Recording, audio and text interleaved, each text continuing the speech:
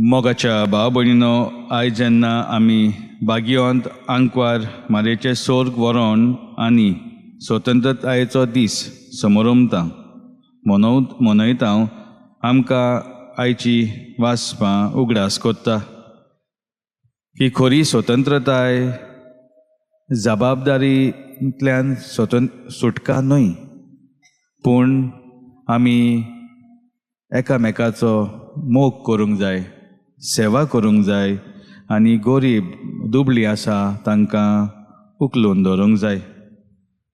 पयले वाचपान आमी पळयता जुडीत हे वाचपांतल्यान आमकां उगडास कोत्ता की जेन्ना देव आपले पोजेचो मोग कोत्ता तो तांकां आपले पोजेक सांबाळूंक झुजारी धाडटा वो फुडारी धाडटा.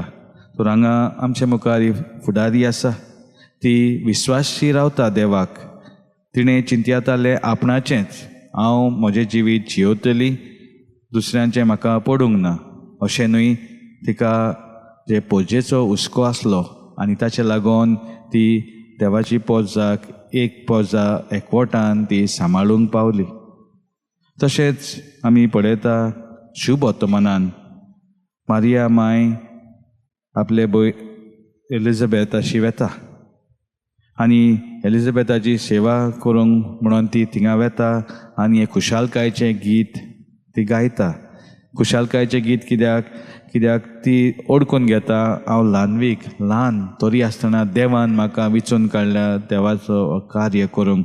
तो देवान म्हाका विचून काडल्या जाल्यार तो म्हाका शक्ती घोटायान बळ दितलो हें कार्य फुडें व्हरोंक. आनी जी कोण आपणाक व्हड मोहिमेवंत कशी समजता तांकां तो खाला उडयतलो. आनी दुसरे वाचपान आमकां उगडास कोत्ता की जरी तर आमी खरी स्वतंत्रताय अणभवतल्यो जाल्यार आमचे जबाबदारींतल्यान आमी पयस वचपाचें न्हय. आमची जबाबदारी आमी सारकी सांबाळूंक जाय आनी ती म्हटल्यार एकामेकाचो मोग करूंक, एकामेकाची सेवा करूंक. जी गरीब आसा, दुबलीं आसा तांकां वयर काडूंक आमी मदत करूंक. तर जेन्ना आमी स्वतंत्रताय अणभवता आनी आमी भारत देशान जियेता, रावता, भोंवता, वावर कोत्ता, आमी खरी स्वतंत्रताय आमच्या जिवितान अणभवता की ना हो प्रश्न आमी आमकांच विचारूंक जाय.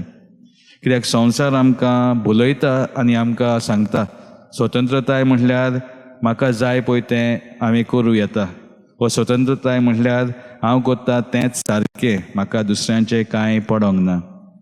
संवसार असो आमकां भुलयता आनी आमकां दिसता ही खरी स्वतंत्रताय.